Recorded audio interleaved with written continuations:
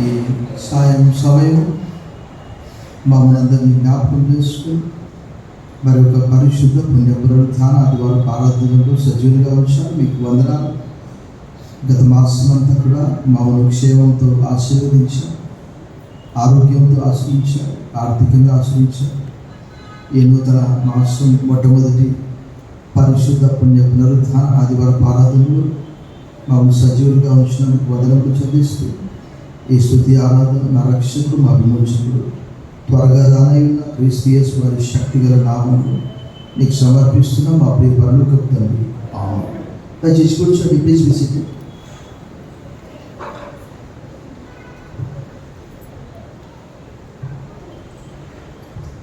సాయంకాలపు శుభములు. A great word in the name of our Lord and Savior Jesus Christ. A warm welcome to this elected service. ఈ సాయంకాలపు ఐక్య ఆరాధనలో అందరినీ ప్రేమగా ఆహ్వానిస్తున్నాం. ఈ దినము ఒక ప్రత్యేకమైనటువంటి దినంగా మనం చూస్తున్నాము. స్నేహితుల దినోత్సవంగా మరి మనము బైబిల్లో నుంచి కూడా అలాంటి వాక్యాలను, అలాంటి సందేశాన్ని మనం వినలేకుంటున్నాం. ఈ దినం స్నేహితుల దినోత్సవం శుభాకాంక్షలు మీ అందరికీ. Wish you all happy friendship day. మీరు కూడా మీ పక్కవారికి హ్యాపీ ఫ్రెండ్షిప్ డే అని చెప్పుకోండి. You can wish your neighbour who is sitting beside, left, right, behind. ఒక లేఖన భాగం చదివి ఒక ఆంగ్ల పాట మనం పాడుకుందాం.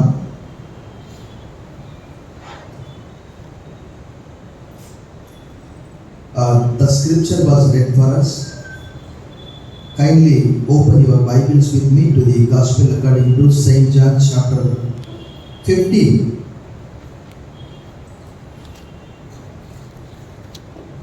Verses 13 and 14 we will read together. 13-14 వచనాలు మనం చదువుతున్నాం.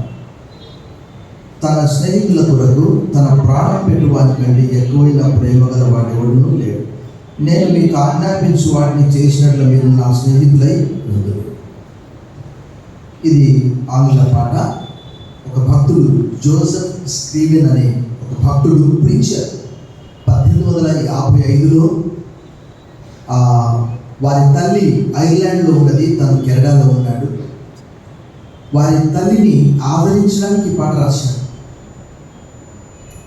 దీని మూలవాక్యం కూడా ఇచ్చాడు. మన ప్రభువైన యేసుక్రీస్తు ద్వారా మనకు జయం అనుగ్రహించుచున్న దేవునికి స్తోత్రం అని కొరింథీయులకు రాసిన మొదటి పత్రిక 15:57లో రాయబడినది. What a friend we have in Jesus. అది చాలామంది ఉదయకాలంలో పాడారు.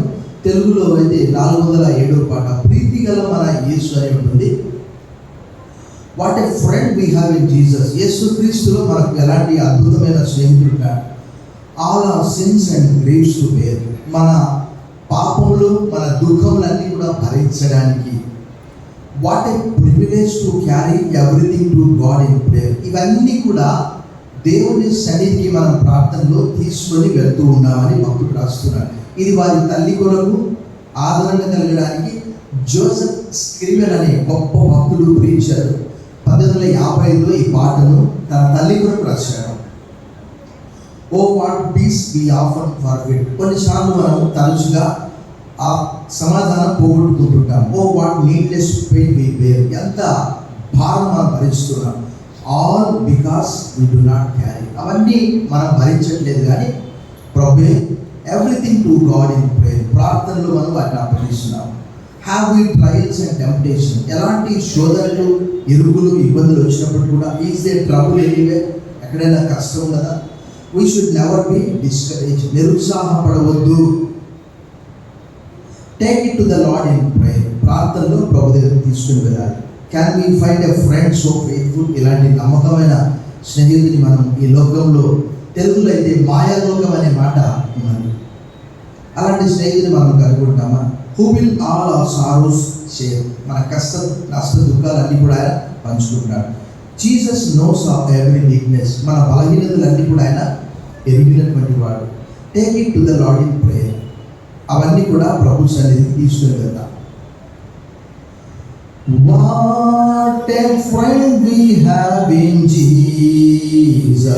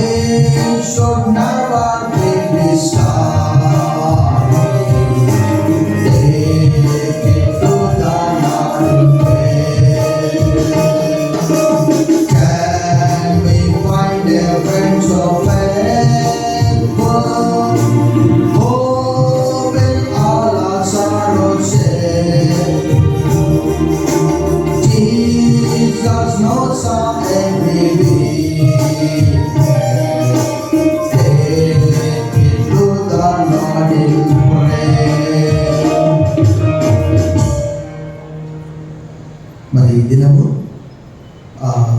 స్నేహితుల దినోత్సవం సందర్భంగా చాలామందికి ఎంతోమంది స్నేహితులు ఉన్నారు. మంచి స్నేహితులు ఉన్నారు, చెడ్డ స్నేహితులు ఉన్నారు, మనందరికి తెలుసు. కానీ స్నేహితులకు ఉండవలసినటువంటి గుణ లక్షణాలు అనేకమైనటువంటి ఉన్నాయి బైబిల్లో. అంటే ధైర్యపరిచేది, ప్రేమించేది, ప్రాణం పెట్టేది, హెచ్చరించేది. 17 ఉదయకాలం చదివారు సామెతలు. నిజమైన స్నేహితుడు విడువక ప్రేమించు, అట్టి వాడు తన దుర్దశలో సహోదరునిగా కూడా ఉంటాడట రాయబడినది. మనం చదువుకున్నటువంటి లేఖన భాగంలో యేసుక్రీస్తు వారు శిష్యులను ఉద్దేశించి ఈ మాట మాట్లాడుతూ ఉన్నారు. మనందరికి తెలుసు, యోహాను సువార్తలో ఆయన పరిచర్య చాలా తగ్గింపుతో కూడినటువంటి పరిచర్యను మనం చూస్తూ ఉన్నాం. అనేక గ్రంథాలలో గురువుల పాదాలు శిష్యులు కడగడం, తర్వాత శిష్యులతో గురువులు పెట్టి చాకిరీ చేయించుకోవడం, అవన్నీ కూడా మనం చూస్తాం, వింటాం. కానీ ఈ గ్రంథంలో ఒక అద్భుతమైనటువంటి స్నేహితుని మనం కనుగొంటాం. ఎలాంటి వాడు అంటే ప్రేమించేవాడు, ప్రాణం పెట్టేవాడు. తర్వాత శిష్యులందరినీ కూడా మీరు నా స్నేహితులు అని పిలిచాడు. ఇక మీదట మిమ్మల్ని దాసులుగా పిలువక స్నేహితులని పిలుస్తున్నాను అని అన్నాడు. మనకు 15వ అధ్యాయం కంటే ముందుగా మనకు 13వ అధ్యాయంలో చూస్తే ఆయన తగ్గింపును మనం అక్కడ చూస్తాం. ఆయన ఏం చేశాడు? నడుముకు ఒక తువాలు తీసుకొని కట్టుకొని ఒక పళ్ళెంలో నీళ్లు పోసి ఏం చేశాడు? శిష్యుల పాదములను కడగడం స్టార్ట్ చేశాడు. కొన్ని సంఘాల్లో ఫీట్ వాషింగ్ అని కూడా ఉంటుంది. కానీ అమ్మో, కొంతమంది అలా అంటే ఊహించుకోలేరు. అంటే తగ్గించుకుంటే అదేదో ప్రాణం పోయినంత పని అవుతుంది అన్నమాట. ఇక్కడ యేసుప్రభు వారిని మనం ఎలా చూస్తామంటే ఒక స్నేహితునిగా చూస్తాం. అదే రీతిగా ప్రాణం పెట్టే వ్యక్తిగా మనం చూస్తాం. అక్కడ 13వ వచనంలో రాయబడింది, తన స్నేహితుల కొరకు ప్రాణం పెట్టు వారి కంటే ఎక్కువైన వాడు ఎవడు అని. లోకానికి ఒకానొక సందర్భంలో మనందరికీ తెలుసు, లూకా సువార్తలో శిష్యులు ఆయన సమరయకు వెళ్ళే మార్గంలో వారు ఎందుకో యేసుప్రభువుని అంగీకరించారు. శిష్యులు అంటారు, ప్రభా, ఏలియా ప్రార్థన చేసినట్టు ప్రార్థన చేసి ఈ పట్టణం అంతటిని అగ్ని చేత నాశనం చేసేస్తామంటారు. అంటే మాట వినకపోతే పూర్వదినాల్లో గురువులు అనేవారు, ఒకవేళ మహర్షులు కావచ్చు, ఒకవేళ దేవతలు దేవుళ్ళని పిలువబడేవారు ఉండవచ్చు. వారు ఒకవేళ వారికి అవమానం కలిగిన, వారు కోరుకున్నది వారికి దొరకకపోయినా వారు ఏం చేసేవారు తెలుసా? ఆ పట్టణాన్ని శపించేవారు, ఆ వ్యక్తిని శపించేవారు, ఆ వ్యక్తిని దూషించేవారు. కానీ ప్రభు ఏమన్నాడంటే ఒకే మాట అన్నాడు, ఏం మాట్లాడుతున్నారు మీరు? మనుష్య కుమారుడు రక్షించడానికి వచ్చాడు కానీ శిక్షించడానికి రాలేదన్నాడు. ఒక లేఖన భాగం చూడండి, మత్తయి సువార్త 18వ అధ్యాయం 11వ వచనం చూడండి. మత్తయి సువార్త 18వ అధ్యాయం 11వ వచనం చూడండి.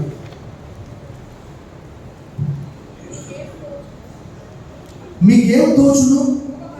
ఒక మనుషునికి 100 గొర్రెలుండగా వాటిలో ఒకటి తప్పిపోయినలా 99 కొండల మీద విడిచిపెట్టి తప్పిపోయిన దాన్ని, అయితే మీకేమి అనే దానికి ఫుట్నోట్స్లో ఏముండొచ్చు అంటే, తప్పిపోయిన దాన్ని రక్షించుటకై మనుష్య కుమారుడు వచ్చునని పిలువబడింది. మానవులందరూ కూడా అపరాధ భావంతో మనం జ్ఞాపకం చేసుకోవాలి. దేవుడు ప్రతిరోజు కూడా చల్లపూట ఎవరితో మాట్లాడుతున్నాడు? ఆదాము హవ్వలతో మాట్లాడుతూ ఉన్నాడు. కానీ తరచుగా అలా మాట్లాడుతూ ఉండే సమయంలో మనందరికీ తెలుసు, అపవాది ప్రవేశించాడు. ప్రవేశించి దేవునికి ఆదాముకు దూరం చేసేసాడు. అప్పుడు ఏం జరిగింది? అపరాధ భావముతో వారు ఏం చేశారు? అంజూరపు ఆకులను కచ్చడములుగా చేసుకున్నారు.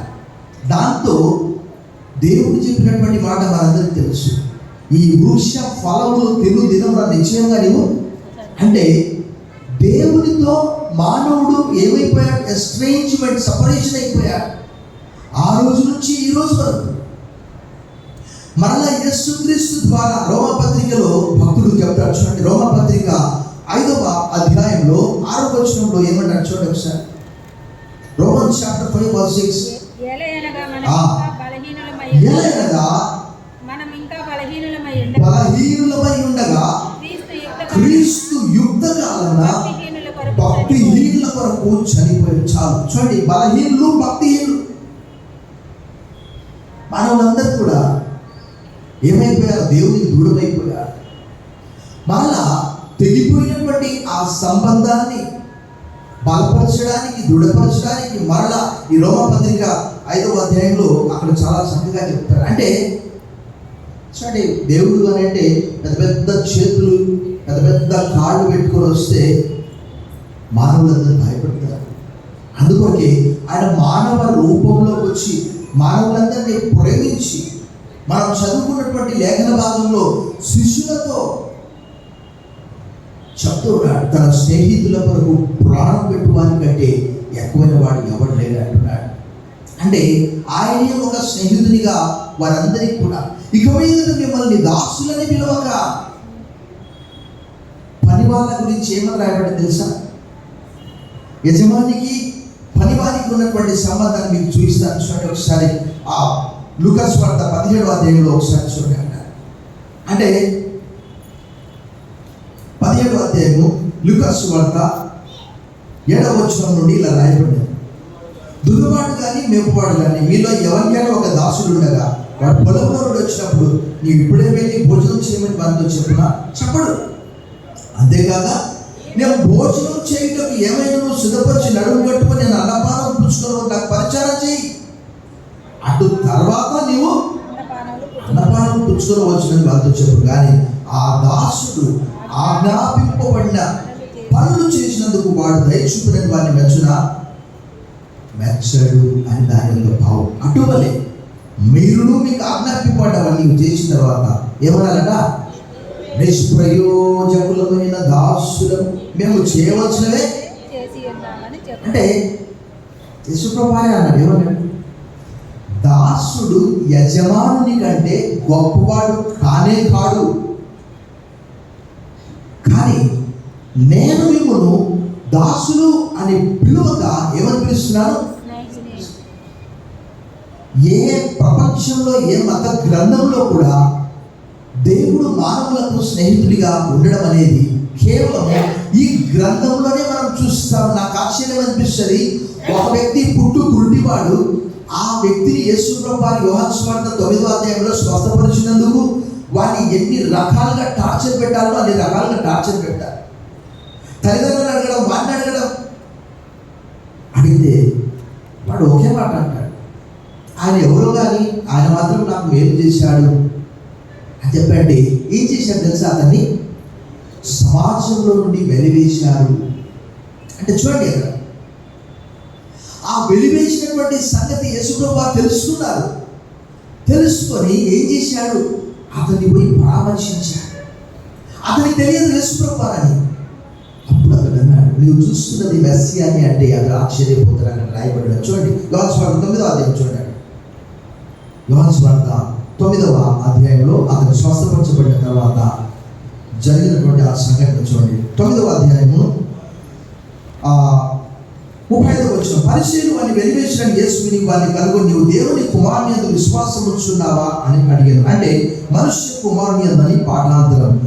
అందుకు వాడు ప్రభువా నేను ఆయన ఎందుకు విశ్వాసం ఉంచక ఆయన ఎవడని అడగా యేసు నీవు ఆయనను నీతో మాట్లాడుచున్నవాడు అంతటి వాడు ప్రభువా నేను విశ్వసించుచున్నానని చెప్పి ఆయనకు బిగ్గరగా చప్పట్లు కొట్టి ప్రభువును భయపరచాడు. ఇంకా ఇలాంటివి చాలా ఉన్నాయి. మొన్న ఒక సినిమా యాక్టర్ అమీర్ ఖాన్ ఆయన ఒక స్టేట్మెంట్ ఇచ్చాడు. తన మొదటి భార్యను విడిచిపెట్టినప్పుడు ఎంతో దుఃఖంలో ఉన్నాడట. ఎవరికి చెప్పాలో తెలియక మద్యపానానికి బానిసైపోయి చావు బతుకులో ఉన్నప్పుడు తల్లి తనను ఓదార్చిందట. ఆయన ఒకే మాట అంటాడు, నిజంగా కష్టంలో ఉన్నప్పుడు, బాధలో ఉన్నప్పుడు, నష్టంలో ఉన్నప్పుడు, ఇరుకులో ఉన్నప్పుడు, ఇబ్బందుల్లో ఉన్నప్పుడు మనల్ని అర్థం చేసుకొని సరైనటువంటి మార్గంలో నడిపించేవారు ఒకరు కావాలి. వాస్తవంగా చెప్తున్నా, నేను ఇంత విశ్వాస జీవితంలో ఎదగడానికి గల కారణం ఏంటంటే నా గొప్పతనం జీరో. దేవుడే లేఖనాల ద్వారా అబద్ధ బోధకుల నుండి నన్ను తప్పించాడు. అనేక మంది రకరకాల బోధలు, ఇప్పుడు మీరు వినే బోధలు నేను ఎప్పుడో 25 సంవత్సరాల క్రితమే విన్నాను. ఆ తప్పుడు బోధల నుంచి దేవుడు నన్ను రక్షించి ఒక సరైనటువంటి మార్గంలో వాక్యము ద్వారా, ఎలాగైతే పేతురు చెరసాలలో భయపడ్డప్పుడు అపోస్తలుల కార్యం 5వ అధ్యాయం 20వ వచనంలో దేవదూత వచ్చి ఈ జీవమును గురించిన మాటలన్నీ కూడా వెళ్ళి ప్రజలతో చెప్పండి అని పేతురుతో దేవదూత ఎలా చెప్పాడు. నిరంతరము ఆయన నాకు స్నేహితునిగా, ఎందుకంటే నేను మ్యారీడ్ బ్యాచులర్గా ఉన్నాను, హాస్టల్లో ఒంటరిగా ఉన్నాను, కష్టంలో ఉన్నాను, చేతిలో చిల్లి గవ్వలేదు. ఎందుకంటే బ్యాచులర్కి అంటే వాళ్ళకి ఏం సైకోండ్ అంటూ ఇవ్వరు, భోజనం పెట్టేదే ఎక్కువ. అంటే నాకు స్పాన్సర్స్ లేదు. ప్రతి చర్చి నుండి కూడా ఖచ్చితంగా ఒక స్పాన్సర్ లెటర్ ఉంటుంది. అంటే ఒక స్టూడెంట్ని పంపించే సమయంలో చర్చి లెటర్ హెడ్ పైన ఏముంటుంది, ఈ విద్యార్థికి సరిపడా భోజన వసతి మీరు కల్పించండి, దానికి సరిపడా అమౌంట్ మేము భరిస్తాము అని. 4 సంవత్సరాలు 3 సంవత్సరాలు తప్పకుండా వారు భరించాలి. అలాంటి నాకు ఏ స్పాన్సర్ లేదు. ఎవరో వాడండీడ్ అనే సంస్థ వారు నాకు ఆ సహాయం చేశారు. అంటే చూడండి, ఆ బైబిల్ ట్రైనింగ్ పూర్తి చేసుకొని సక్సెస్ఫుల్గా పరిచర్యలో నిలబడడం అంటే, అసలు ఇందాక మనం చెప్పుకున్నాం, ఆ వెలివేయబడినటువంటి వ్యక్తి ఎంతో దుఃఖంతో ఉన్నాడు. ఎందుకంటే సమాజం వెలివేసింది. ఇంకా అక్కడే కాదు, 7వ అధ్యాయంలో కూడా ఎవరైనా ఆయన ఏదో విశ్వాసం ఉంచితే ఏం చేస్తున్నారు, వెలివేస్తున్నారు. అక్కడ రాయబడినది, ఎవరు విశ్వాసం ఉంచిన వారిని వెలివేస్తున్నారు.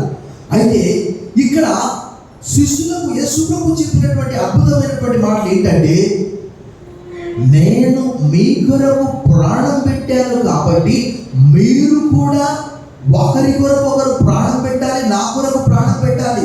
యోహాను 3:16కి, యోహాను రాసిన మొదటి పత్రిక 3:16కి చాలా దగ్గటి సంబంధం ఉన్న దేవుడు లోకం ఎంతో ప్రేమించాడు కాగా ఆయన తన అద్వితీయ కుమారుడిగా పుట్టినవారిని విశ్వాసం ఉంచి ప్రతిపాటు నశింపక నిత్య జీవం పొందుటకు ఆయనను అనుగ్రహించిన మాట. అదే యోహాను రాసిన మొదటి పత్రిక చూడండి, అక్కడ రాయబడ్డ 3:16 చూడండి ఒకసారి. ఆయన మన నిమిత్తము ఏం చేశాడట, తన ప్రాణం పెట్టాడు కనుక దీనివల్ల ప్రేమ ఎట్టిదని మనము కూడా సహోదరుల నిమిత్తం మన ప్రాణములను. కానీ ఇప్పుడు ఎవరైనా ప్రాణం పెడుతున్నారా అండి? ఏం చేస్తున్నారు? ప్రాణం తీస్తున్నారు. ఏ వార్తాపత్రిక మనం తెరిచినా, ఏ వార్త విన్నా ఎలాంటి భయంకరమైనటువంటి వార్తలు మనం చూస్తున్నాం. దేవుడు పాత క్రొత్త నిబంధనలో ఎన్ని చక్కటి విషయాలు మనము మీకా గ్రంథం 6:8 వచనంలో, మనుష్యుడా ఉత్తమమైనది ఏదో నేను తెలియజేశాను, న్యాయంగా నడుచుకుంటాయి, కనికరం కలిగి ప్రవర్తించటయు, దీన మనసు కలిగి నీ దేవుని ఎదుట నడుచుకుంటాయి, ఇంతే కదా యెహోవాని నడుచుకున్నాడు. కానీ ఈరోజు ఏం చేస్తున్నారు? మనుషులను ఒక మేకను కోసినట్లు కోసి ముక్కలుగా నరికి కాపులకు గద్దలకు వేస్తున్నారు. నేను దేవరకొండలో పరిచయం చేసినప్పుడు కరెక్ట్ 15 సంవత్సరాల క్రితం ఒక సంఘటన జరిగింది. ఏంటి తెలుసా? తెలంగాణలో చౌరస్తా అంటారు, అంటే 4 కూడళ్ళు ఉండే చోటు. ఒక ఆడ నుంచి కాలు అక్కడ పడేశారు. ఊరంతా షాక్ అయిపోయారు. ఒక ఆడ మనిషిని ఎక్కడో చంపేసి ఒక కాలు తీసి అక్కడ పడేశారు. ఈరోజు మనుషుల హృదయాల్లో దుఃఖం అనేది లేకుండా అయిపోయింది. కారణం ఏంటంటే రోజు ఇవే వార్తలు విని విని విని కావచ్చు, నాకు తెలియదు. ముక్కలు ముక్కలుగా నరికేశారన్నా ఎవరు ఎడవట్లేదు. కారణం ఏమంటారు కదా, రోజు చచ్చినోడికి ఎవడేస్తాడు కదా, ఒకటి కాదు రెండు కాదు. కానీ ప్రభువు కాసేపట్లో సిలువనెక్కుతాను అనే సమయంలో కూడా ఇస్కరియోతు యూదా ఏం చేశాడు, గెత్సేమనే తోటలో ముద్దు పెట్టి పట్టించాడు. ఆ స్థలం ఎవరికి తెలియదు. అసలు యేసు ప్రభువుని ఎవరు గుర్తుపడ్డరు. ఆ సైనికులే యోహాను సువార్తలో ఒక అడుగు వెనకకేశారంట ఆయన చూసి. అలాంటిది ఆయన ఏం చేశాడు, నేను ఎవరినైతే ముద్దు పెట్టుకుంటానో ఆయనే క్రీస్తు, ఆయనే మెస్సీయా, ఆయనే మీరు పట్టుకోవాలి. అప్పుడు యేసు ప్రభువు అన్నారు, ఏమన్నారు, ముద్దు పెట్టి పట్టించే సమయంలో శనికాడా అన్నారు. నిజంగా అంటే వాస్తవంగా చెప్తున్నాను, నేను చచ్చిపోయినా పర్వాలేదు కానీ పోత వాడిని కూడా చంపేయాలి. అలాంటి పరిస్థితిలో మనం, నేను చచ్చినా పర్వాలేదు కానీ నాతో పాటు వాళ్ళని కూడా అంటే నేను ఎక్కడికి వెళ్తానో, నేను నరకానికి వెళ్తే వాళ్ళని కూడా నరకానికి. కానీ ప్రభు సిలువ ఎక్కవలసి ఉంటున్నది, అయినప్పటికీ కూడా యూదాతో ఏమన్నాడు, శనికాడా అని అన్నాడు, నువ్వు నన్ను ముద్దు పెట్టి పట్టిస్తున్నావు. చూడము యోహాను సువార్తలో రాయబడినది, మత్తయి సువార్తలో రాయబడినది. మత్తయి సువార్తలో ఆరంభంలో చూసాం, తర్వాత యోహాను సువార్త చూసాం. మత్తయి సువార్త 26వ అధ్యాయం ఒకసారి తీయండి, అక్కడ రాయబడినది. మత్తయి సువార్త 26:48. ఆయన అప్పగించువాడు, నేను ఎవరిని ముద్దు పెట్టుకుందునో ఆయన యేసు, ఆయన పట్టుకొని వారికి గుర్తు చెప్పి వెంటనే యేసు వచ్చి యేసు దగ్గరకు వచ్చి, బోధకుడా నీకు శుభం అని చెప్పాను. యేసు శనికాడా నీవు చేయవచ్చినది చేయమని అతనితో చెప్పగా వారు దగ్గరికి వచ్చి ఆయన మీద పడాను. అంటే అక్కడ ఏమాత్రము మనందరికీ తెలుసు, లేఖనముల ప్రకారం అలా జరగవలసి ఉంటుంది. సో అప్పుడు మనము లేఖనాల్లో ఏం చూస్తామంటే, ఆయన మనందరి కొరకు ప్రాణం పెట్టాడు, మనం కూడా మన సహోదరుల కొరకు ప్రాణం పెట్టవలసి ఉన్నది అనే మాట. తర్వాత ఏమన్నాడు, నేను మీకు ఆజ్ఞాపించినటువంటి వాటిని, ఏమని ఆజ్ఞాపించాడు, మళ్ళీ ఇది కూడా అదే, నేను మిమ్మల్ని ప్రేమించిన ప్రకారం మీరు ఒకరినొకరు. ఈరోజు ఎక్కడుందండి ప్రేమ? ఏ వార్తాపత్రిక చూసినా క్రైస్తవుల వార్తలు రావడం లేదా? ఆస్తి తగాదం లేవా? సహోదరుల మధ్యలో తగాదం లేవా? చర్చెస్లలో ఎన్ని అసలు లైవ్ పెట్టుకుంటున్నారు, తలలు పలుకొట్టుకుంటున్నారు. మనందరికీ తెలుసు ఇక్కడ కూడా అలాంటి సంఘటన జరిగింది. చాలామంది అన్నారు బయట కొట్లాడుకున్నారు, కానీ ఇక్కడ పుల్పిట్ దగ్గర ఎప్పుడు కూడా అలాంటి సంఘటన జరగలేదు. ఒక 40 సెకండ్ల వీడియో చూసి నేను లోక్సాకు రావాలని ఎప్పుడు అనుకోలేదు. వాస్తవం అన్నది ఇది కొట్లాటల చర్చి వద్దన్నది, కానీ అన్నది ఈ చర్చి కాదు, ఇది వేరేదని చెప్పాను. ఎక్కడైనా ఉండదా ప్రశాంతంగా ఆరాధన ఉండదా? ప్రభు ఏమన్నా, నేను ఆజ్ఞాపించే వాటి అన్నింటినీ మీరు చేస్తే మీరు నా స్నేహితులుగా ఉంటారు. అంటే మీరు నా స్నేహితులుగా ఉండాలంటే నేను మిమ్మల్ని ప్రేమించిన ప్రకారం మీరు కూడా ఒకరినొకరు ప్రేమించుకోవాలి. ఒకడు నన్ను ప్రేమిస్తే నా ఆజ్ఞ గైకొను, ఒకడు నన్ను ప్రేమించకపోతే నా ఆజ్ఞ గైకొనడు అని చెప్పాడు యోహాను సువార్త 14:23. నేను క్షమించిన ప్రకారం పరలోక ప్రార్థన చేస్తాను, కానీ ఎంతమంది మనం క్షమిస్తాం? మా మనస్సులో మేము క్షమించిన ప్రకారం మా రుణం క్షమించుము అని ప్రార్థన చేస్తాం, కానీ ఎక్కడో ఒక మూలన అతని గురించి ఆమె గురించి అక్కడ పక్కకు ఉంటుంది. సమయం వచ్చినప్పుడు తీస్తారు అంత మొత్తం కదా. సిలువలో ప్రభు చూపించినటువంటి ఆ ప్రేమ ఎక్కడుంది? బాధ ఏమని ఆజ్ఞాపించాడు? ఒక చెంప కొడితే రెండో చెంప చూపించమన్నాడు. ఒక ఉదాహరణ చెప్తాను. ఇద్దరు స్నేహితులు ఎడారిలో ప్రయాణమై వెళ్తూ ఉన్నారట. జాగ్రత్తగా వెళ్ళండి, చాలా జాగ్రత్తగా వెళ్ళాలి. వెళ్ళే సమయంలో ఏదో ఒక విషయంలో ఇద్దరు కొంచెం మాట అనుకున్నారు. అనుకొని ఇద్దరు చెంపలు నేర్చుకున్నారు. ఒకరి చెంప ఒకరు పగలగొట్టుకున్నారు. మన ప్రభు చెప్పాడో తెలియదు. అయితే ఆ ఇద్దరిలో ఒకడు ఏం చేశాడు తెలుసా? Today my friend had slapped me on my face అని ఎక్కడ రాశాడు? ఎడారిలో ఏముంటది? ఇసుక. ఇసుక మీద రాశాడు. జాగ్రత్తగా వినండి. కాస్త దూరం వెళ్ళిన తర్వాత అక్కడ ఒక బురదతో ఉన్నటువంటి ఒక గుంట ఉన్నది. ఎవరైతే ఈ వ్యక్తిని కొట్టాడో, ఇద్దరు కొట్టుకున్నారు, ఎవరైతే ఈ ఇసుక మీద రాశాడో ఆ వ్యక్తి వెనక ఉన్నాడు. కొట్టినటువంటి వ్యక్తి ముందు నడుస్తూ ఉన్నాడు. ఆ ముందు నడిచే సమయంలో ఒక పెద్ద బురదతో ఉన్నటువంటి గుంట, అందులో చిక్కపోతాడు.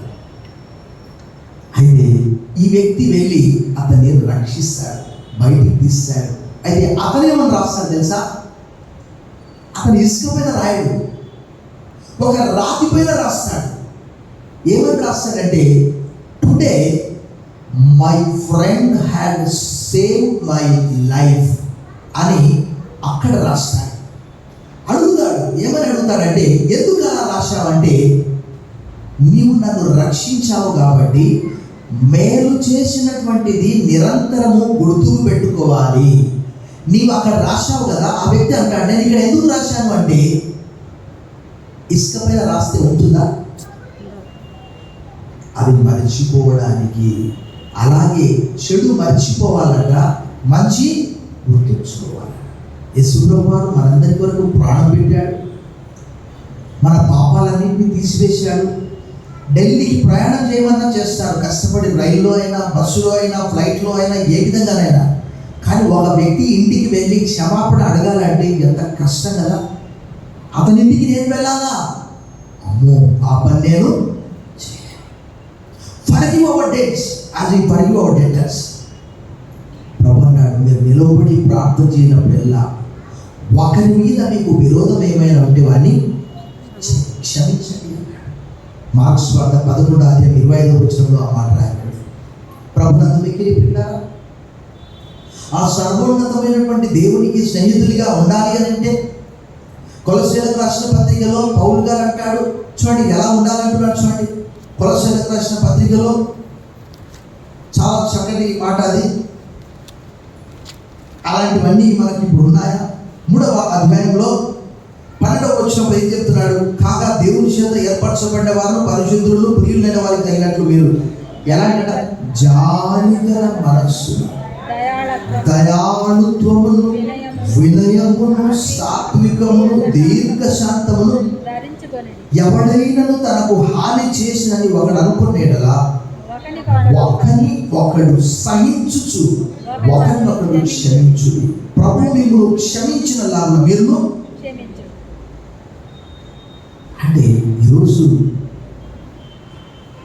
ఎలా అయిపోయింది పరిస్థితి అని అంటే, ఆ యేసుప్రభు ఎక్కడున్నాడో మనదే నడవాలి అంత మొత్తం. యేసుక్రీస్తు ఈ గృహానికి అధిపతి అని అక్కడ రాస్తారు, కానీ అక్కడ యేసుప్రభు ఎక్కడున్నాడో ఆ కుటుంబ యజమాని పెత్తనమే జరుగుతూ ఉంటుంది. ఎక్కడుంది క్రీస్తు మాదిరి? దేవుని వాక్యంలో రాయబడిన రీతిగా మత్తయి సువార్త 12:20 ఆయన వీధుల్లో కేకవేయుడు, జగడమానుడు, ఆయన కంఠ స్వరం ఎవరికి వినబడలేదన్నమాట. ఈరోజు ఎన్ని క్రైస్తవ గృహాల్లో ప్రార్థన వినిపిస్తున్నదా? అరుపులు, కేకలు వినిపిస్తున్నాయి. నేను చాలా గృహాల్లో వెళ్ళినప్పుడు వారికి ఒకే మాట చెప్తాను, అయ్యా మీరు సినిమా పాటలు పెట్టుకొని ఉన్నారు, కనీసం దేవుని వాక్యం పెట్టుకొని వినండి, ఇతరులకు కూడా వినిపించండి. దారిలో వెళ్ళి వాళ్ళు ఒక మాట వినైనా కనీసం రక్షించబడతారు. కనీసం దేవుని పాటలైనా పెట్టండి, వినండి, మీరు వినిపించండి. ప్రభువు కార్యం. ప్రభు ఏమన్నాడు?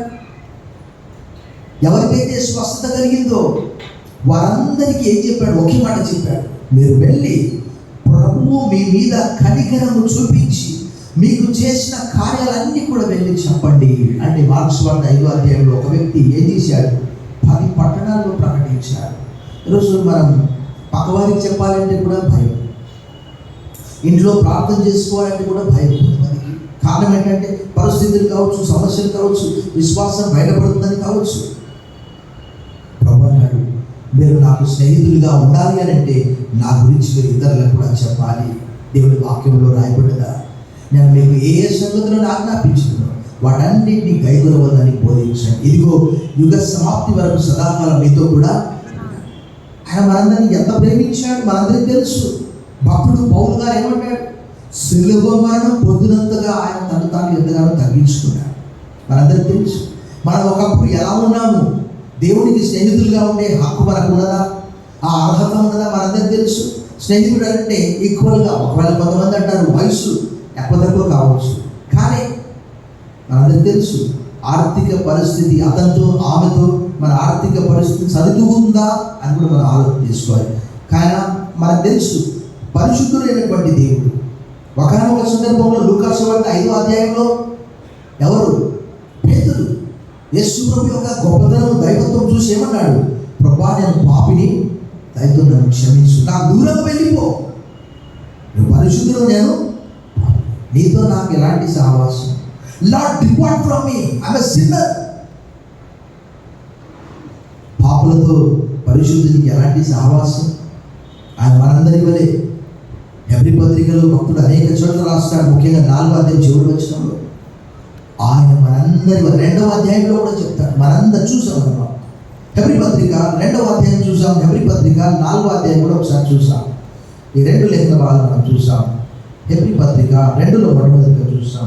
2వ అధ్యాయము 18వ వచనము, తాను శోధింపబడి శ్రమ పొందిన కనుక శోధింపబడు వారికి సహాయం చేయగలవాడై ఉన్నాడు. 4వ అధ్యాయము 15వ వచనం, మన ప్రధాన యాజకుడు మన బలహీనతల యందు మనతో సహానుభవం లేనివాడు కాడు, కానీ సమస్త విషయంలోనూ మనవలనే శోధింపబడినను ఆయన పాపం లేనివాడుగా. యేసు ప్రభువు ఒక మంచి మాట అన్నాడు, గుడ్డివాడికి ద్రోవ చూపిస్తే ఇద్దరు కూడా పోయి గుడ్డలు పడుతుంది. ఒక పాపి మరి ఒక పాపిని రక్షించలేడు, ఒక పాపి మరి ఒక పాపికి సలహా ఇవ్వలేడు. ఆయన మనందరి వలె, అంటే మనందరికీ తెలుసు. కొంతమంది అంటారు నా సమస్య ఎవరితో చెప్పుకోవాలో తెలియదు, కానీ మనందరికీ తెలుసు. సువార్తల్లో ఎన్ని మనం చూస్తాం. ఒక వ్యక్తి 38 సంవత్సరాల నుంచి కోడెడత పడి ఉన్నాడు. ప్రతి ఒక్కరికి అటెండెంట్ ఉన్నాడు. మనకు తెలుసు హాస్పిటల్ వెళ్తే అటెండెంట్ ఏడి అంటారు, కానీ అతనికి ఎవరు? ప్రభు అతని దగ్గరికి వెళ్ళి అడిగాడు. ఏమని అడిగాడు? నువ్వు స్వస్థత పొందుకోవాలని అనుకుంటున్నావా అంటే, ప్రభా పొందుకోవాలనుకుంటున్నాను, కానీ నాకెవరు సహాయం చేసేవారు అంటే ప్రభు అన్నాడు, నీ పరుపు తీసుకొని లేచి నడుము అన్నాడు. అక్కడ రాయబడ్డది, అది యోహాను సువార్త 5వ అధ్యాయంలో. వెంటనే తన పరుపు తీసుకొని దిగ్గున లేచి నడిచినట్లు అక్కడ రాయబడ్డది. అంటే చూడండి, ఆ వ్యక్తి యొక్క సమస్య మనకి ఇంకా చాలా ఉన్నాయి. మంచి సమయం కూడా లేవీయుడు యాజకుడు ఆ దారిలో వెళ్తూ ఉన్నాడు, కానీ వాళ్ళు అనుకున్నారు ఇది మా సమస్య కాదు. ఏ సమస్య ముంచుకొస్తుందో ఇప్పుడు ఏం చేస్తున్నారు? కత్తితో కసాపిస పొడుస్తుంటే వీడియో తీసుకుంటున్నారు ఇవ్వడానికి బదులుగా. తమాషా చూస్తున్నారు, మునిగిపోతుంటే సెల్ఫీ తీసుకుంటున్నారు, కాలిపోతుంటే సెల్ఫీ తీసుకుంటున్నారు. అసలు మానవత్వం అనేది యేసు ప్రభువు అన్నారు. ఆ లూకాసు వార్త 10వ అధ్యాయంలో ఒక వ్యక్తి వచ్చి నా పొరుగువాడు ఎవడు అని ధర్మశాస్త్రోపదేశకుడు అడిగితే ఆయన చెప్పాడు. లేవీయుడు ఆ దారిని వెళ్ళిపోయాడు, యాజకుడు ఆ దారిని వెళ్ళిపోయాడు. ఆ దారిని మరి ఒక వ్యక్తి వచ్చాడు. ఎవరతను? సమరయులు అంటే మనందరికీ తెలుసు. యూదులు లేక ఇశ్రాయేలీయులు అన్య దేశంలో ఉన్నప్పుడు ఇతర స్త్రీలను వివాహం చేసుకుంటే పుట్టినటువంటి మిశ్రమ సంతానమే సమరయులు. ఒకవేళ భారతదేశంలో దళితులని మనం చెప్పుకోవచ్చు, అంటరాని వారిగా చెప్పుకోవచ్చు. వారు ఊరికి దూరంగా ఉంటారు, ఎందుకంటే దేవుడి వాక్యంలో రాయబడినది. ఎవరు? పేతురు చెప్తాడు అపోస్తలుల కార్యం 10వ అధ్యాయం 25వ వచనంలో, అన్ని జనులతో సహవాసం చేయడం కానీ అతని ముట్టుట కానీ యూదునికి తగదు. తర్వాత యోహాను సువార్త 4లో ఆమె అంటది, ఏమంటది? సమరయులు యూదులతో సాంగత్యం చేయరు కదా, నువ్వు నన్ను దాహం ఉన్నప్పుడు నీళ్ళు ఇవ్వమని ఎలా అడుగుతున్నావు నువ్వు? కానీ ఆ సమరయుడు, ఆ వ్యక్తి కొన ప్రాణంతో ఉన్నప్పుడు ఆ గాయాలకు నూనె పోసి కట్టు కట్టి ద్రాక్షరసం పోసి త్రాగించి పూటకూళ్ళ ఇంటి వారి యొక్క తీసుకెళ్ళి అక్కడ కూడా మరలా అన్నాడు, ఇదిగో ఇతనికి ఏమైనా అయితే దాని ఖర్చు నేనే భరిస్తాను. ఈరోజు ఏంటంటే ఎవరి సమస్య ఎవరు వినట్లేదు అన్నమాట. చెప్పుకోవట్లేదు, వినట్లేదు. ఎవరి సమస్య వారే. కానీ బైబిల్ తెలియజేస్తున్నది, ఏమని తెలియజేస్తున్నది? ఒకని భారములను ఒకడు భరించి క్రీస్తు నియమమును మీరు పూర్తి చేయండి అని గలతీ పత్రిక 6:2 పౌలు గారే చెప్పారు. లోక పాపమును భారమంతా ఆయన మోసాడు. కనీసం మనం చిన్నవి పోయేది. యేసుప్రభు వారు ఆ రోజు ఆయనకున్న డ్యూటీ, ఎవరైతే అప్రెస్డ్ వాళ్ళ దగ్గరికే వెళ్ళాడు. మనం సమయం ఉంటే ఈ రోజుల్లో ఒక ఏంటది ఫోన్ అనమాట. చిన్నలు మొదలుకొని పెద్దల వృద్ధులు కూడా ఏంటంటే చేత కాదని ఏదో ఒకటి చూస్తుంటారు. దాంతో 1000 ఏళ్ళ బలం అనమాట. టానిక్ షార్ట్స్ చూస్తే ఎంత బలమో, ఎంత శక్తి వస్తుందో. ప్రభుత్వం మీకు పిల్లగా ప్రభు అన్నాడు, ఇక మీదట మిమ్మల్ని దాసులు అని పిలవక నా స్నేహితులు అని పిలుస్తున్నారు. వారికి ఎన్ని ఆధిక్యతలు ఇచ్చాడు. నేను ఎక్కడ ఉంటే మీరు అక్కడ ఉండాలన్నాడు. నా పక్కన కూర్చోబెట్టుకుంటానన్నాడు. లూకా సువార్త 22లో చెప్పాడు, మత్తయి సువార్త 19లో చెప్పాడు, ప్రకటన గ్రంథం 2లో చెప్పాడు. జయించువానికి నేను జీవ కిరీటం ఇస్తానని చెప్పాడు 2:10. Be faithful until the death I give the crown of life. జీవ కిరీటాన్ని ఇస్తానని చెప్పాడు. జీవ వృక్ష ఫలాన్ని ఇస్తానని కూడా చెప్పాడు. మరుగైన మనని ఇస్తానని చెప్పాడు. జన్ల మీద అధికారం ఇస్తానని చెప్పాడు. ఎవరైనా ఇలాంటి వారు ఉంటారు? మనం పాడినటువంటి పాటలో మన కష్టము, మన నష్టము, మన దుఃఖము, మన బాధ, ఆ రోజు శిష్యులు కూడా మొట్టమొదటిగా వారిలో పరిపూర్ణత లేదు. కానీ తర్వాత చూస్తే నేను వేగంగా వాక్యం నేర్చుకున్నాను, అన్నింటినీ అలవర్చుకున్నాను. ఫిలిప్పీయులకు రాసిన పత్రికలో భక్తుడు పౌలు అక్కడ రాసిన రీతిగా 4వ అధ్యాయంలో కడుపు నిండా తిని ఉండడానికి, ఉపవాసం ఉండడానికి, ఆహారం లేక ఉండడానికి అలవర్చుకున్నాను. 1 సంవత్సరము కఠోరమైనటువంటి దీక్ష చేశాను. నా భవిష్యత్తు తెలియదు, కానీ నేను నమ్మినటువంటి వారికి నా భవిష్యత్తు తెలుసు. ఆ రోజు యేసు ప్రభు నా స్నేహితుడిగా నేను చేసుకున్న నా సమస్య అంతా కూడా నేను ఆయనకు చెప్పాను. ప్రభా, నా భార్య రక్షించబడాలి, నా పిల్లలు రక్షించబడాలి, వారు కూడా విశ్వాసంలోకి రావాలని 1 సంవత్సరం అంతా కూడా నేను ప్రార్థించాను. అనేక మంది ప్రార్థించారు.